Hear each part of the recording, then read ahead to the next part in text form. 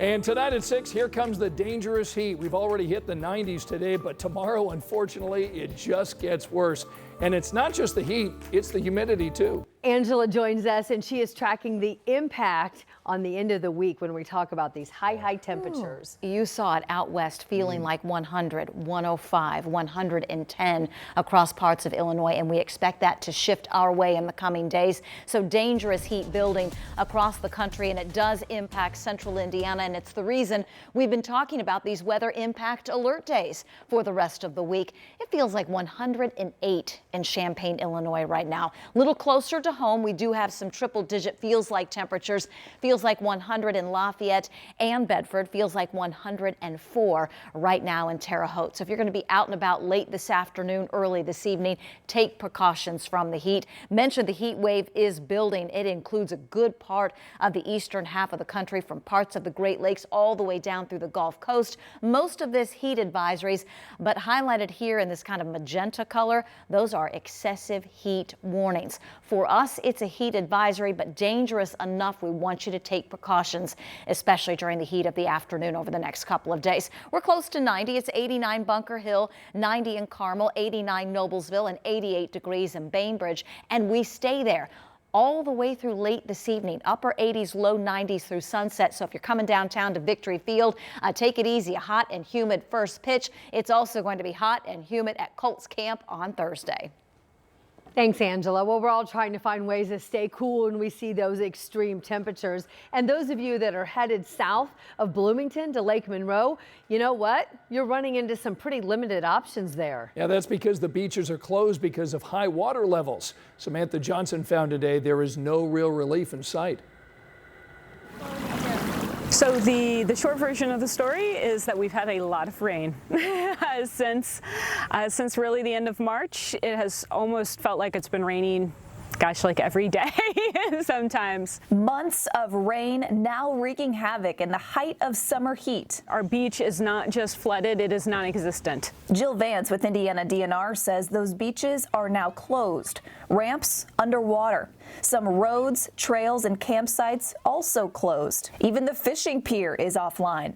For me personally, you see behind me that building right back there is my office, and it's obviously on the other side of the water, so that's been a big impact for me personally. Where I'm standing right now, this is actually a parking lot. You can see the basketball goal here behind me. Officials with DNR say they've seen this water rise 1 foot just since the weekend. For safety reasons, we do only allow swimming at designated beaches, which we don't have at the moment, or from boats out in the water. Boats can still hit the water, and the folks at Lake Monroe Boat Rental are open for business. It wasn't this high last year. It kind of rose up a lot just because of all the rain. On Wednesday, the water was 11 feet higher than normal in a lake that's really meant for this. This is what we do. We are a flood control reservoir. We are meant to hold on to all this water so the downstream impacts are minimized. Right now the water's a little cooler and it shouldn't be as bad for most people to be out. We have canopies too and plenty of shade on a lot of boats. So while you can boat, camp, hike, and picnic in some parts of the park,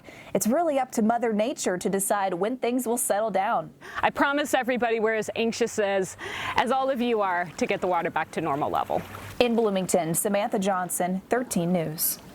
And you can follow the Monroe Lake Facebook page for updates every Tuesday and 30s. We've put a link for you right now. It's on WTHR.com.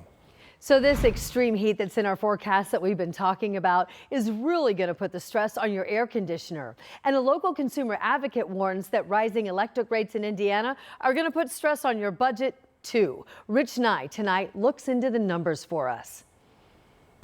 Air conditioners will be running hard and running up your electric bill over the next several days. And now comes a report that Hoosiers are paying an average of $28 more per month for their electric bill than just a year ago. The data compiled by Citizens Action Coalition shows the biggest one-year jump in electric rates in the past 20 years, an average 17.5% increase among Indiana's 5 investor-owned electric utilities. The affordability crisis that Hoosier consumers are facing is very real.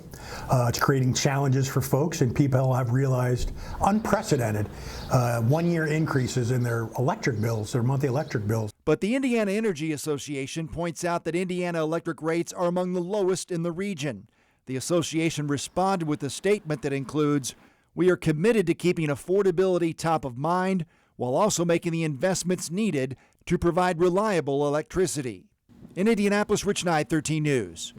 And if you're looking to escape the heat, Indy Park's family centers are now open to help keep you cooling down. Most of them are open until 8 o'clock at night during the week. We've got a link to locations and hours included in our weather blog. And make sure you're armed with the Live Doppler 13 weather app on your phone. That way you can track the heat through the end of the week. On that app, we're going to keep you up to date on the high temperatures and the humidity through our updated weather blogs put together by our team of meteorologists precisely for you. Go get it. It is a free download. You'll find it in your phone's app store. Tonight, Citizens Energy Group says that they're getting calls about an earthy, metallic taste in some of the tap water for residents who are on the north side of Indy. Our Ella Rhodes looked into the cause today. Ella? If you live on the northeast side of Indianapolis, have you noticed a funny taste to your water? Citizens Energy Group says they know about the issue and they're working to fix it. Citizens Energy Group says they got calls from customers in these 3 zip codes: 46220, 46240, and 46250 on Marion County's north side, who taste and smell earthy mineral water, mainly the water from the Fall Creek treatment plant. Citizens Energy Group says as unappealing as the water may be, it won't hurt you. They say the problem stems from a compound that's already in our water, MIB, which is found in algae, and there's just too much of it in the water right now. Ben Easley with Citizens Energy Group says this isn't the first time it's happened, and it won't be the last. At different times, seasonally, we might experience more algae in the source waters that lead to our treatment facility. Those could be our reservoirs, they could be our creeks and rivers and waterways where we get our source water from. Citizens Energy Group says they're altering the treatment plant at its Fall Creek Center to solve the problem. Citizens Energy Group says it will just take a few days to get that weird taste out of your water. In Indianapolis, Ella Rhodes, 13 News. Right now, volunteers with the city animal shelter are talking in front of a city council committee. Here's a live look at that meeting right now. They're there to discuss their concerns over some policy changes at the shelter. So the Community Affairs Committee is meeting to formally approve Amanda DeHoney-Hinkle's appointment as the new director officially of Indy Animal Care Services. Volunteers are using this as a platform to renew their push to restore volunteer hours. Earlier this year, those hours were cut, meaning volunteers could only stay at the shelter until 7 p.m. instead of 9.